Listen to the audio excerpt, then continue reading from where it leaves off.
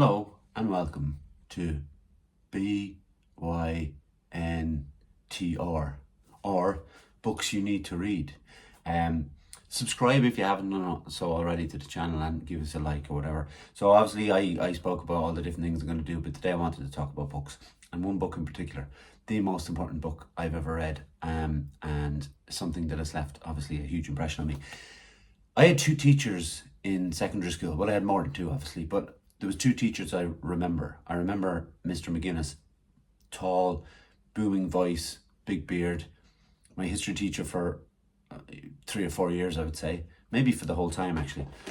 And I think without him, I would have, been interested in history, but I wouldn't have loved history because of how you read from a book, a history book, and it's quite dry, and it might be just dates and facts and figures, but it's his little ad-libs in between of his thoughts and the thoughts of what was happening in the world at the time.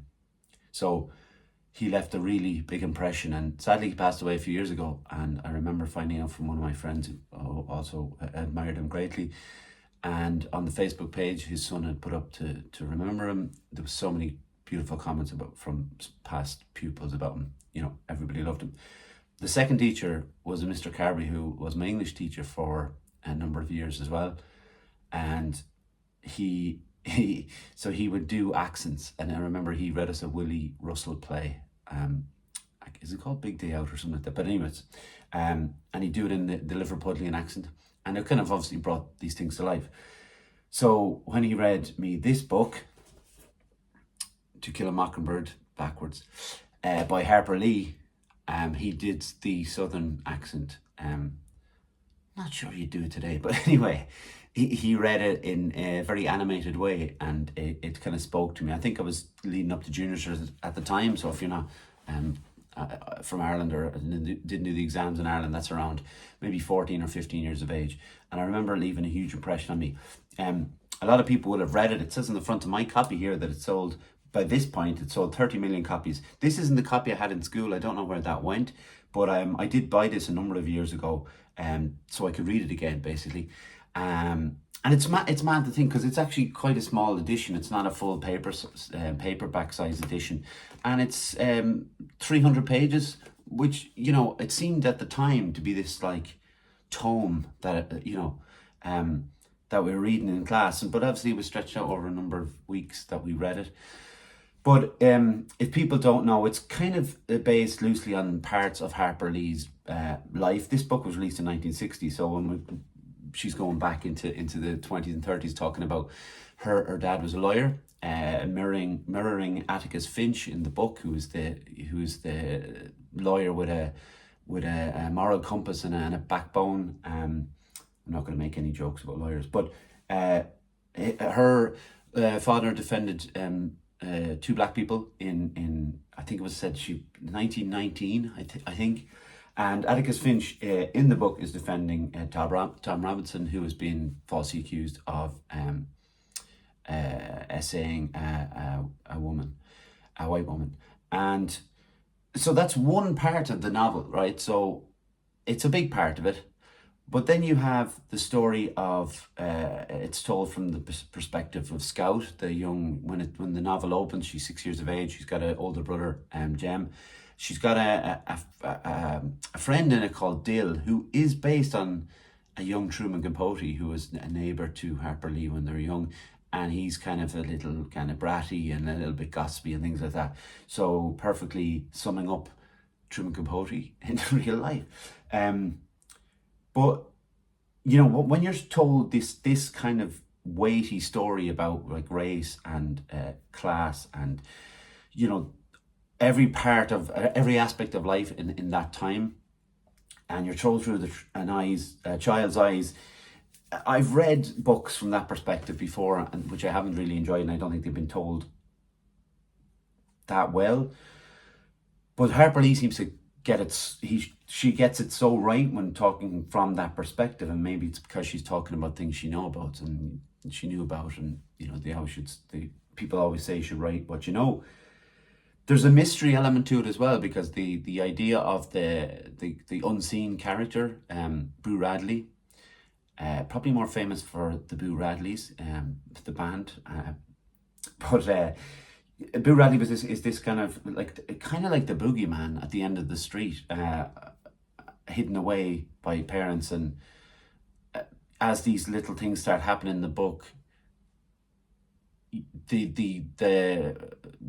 people hiding him, the parents hiding him, go more and more out of their way to hide the fact that Boo is around. And all of this is building around the tension and of the court case that's coming up. And when you see Atticus through the eyes of his young daughter, particularly in the court, they sneak in, the 3 kids sneak into the court case, and they're up in the balcony with the black people who have to sit up in the balcony. They're looking down on these proceedings going on and seeing this hero character of Atticus without really understanding the weight of the situation like you would as a child. The whole thing about how this is so driven by race and mob mentality of, if someone points at you and says you did it, there's going to be a number of people, particularly if you are black in the South in that time, there's going to be a lot of people who are going to agree with you. So it becomes this kind of tension building, and you've still got the mystery of Boo Radley. You've got the innocence of the kids, and how they're trying to, constantly thinking about Boo being around, and like, can they get him, and can they get to him and reach him and stuff like that. And it's very hard parts within the novel. I don't know how much I should tell you about going towards the end of it, because it's like spoiler, but can there be spoiler for a 65-year-old book? But there's a moment where the mob want to go into the jail and lynch Tom Robinson. That gets put off by Atticus and by Scout, actually, with a conversation she has with one of the people trying to do the lynching. But then one of the lynchers has decided that they're going to go after Atticus, and they're going to go after Atticus's family, and they do. And there's a hero in the end, and I don't think it's a shock. Well, maybe it would be when I was 15 or something. It was shocked by who was the hero. But now, if someone told me this story like I've just laid out, I wouldn't be shocked by who was the hero. But it's so well told, and there's something quite revealing at the end of how just normal it all is. Even if you're talking about someone like Boo Radley, how normal it all is around him.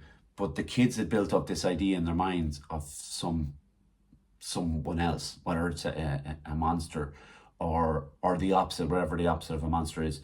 And it's just a book that I think everybody should read. I know a lot of people have read it, but if you haven't read it, it's one you should. And I want to point out, because I'm going to be talking about this as I go along on this channel, this film adaptation of To Kill a Mockingbird, starring Gregory Peck as Atticus Finch, is really, really good.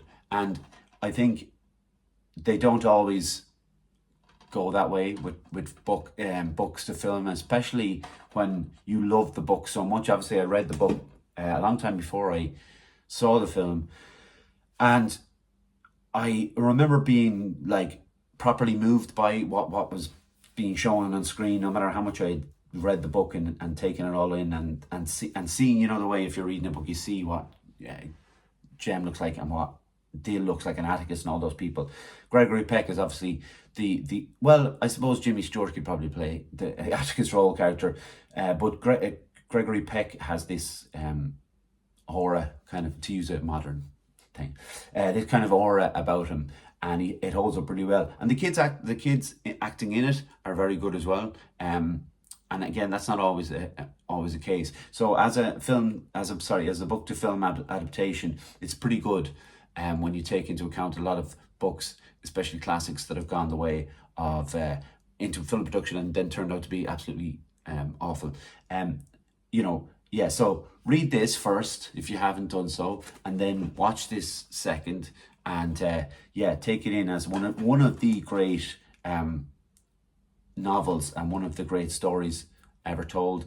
And yeah, Harper Lee, who went on to not do a whole lot writing wise after a very private person. She decided to go that route, and that was fine. There was a follow up to this in 2015 called Go Set a Watchman.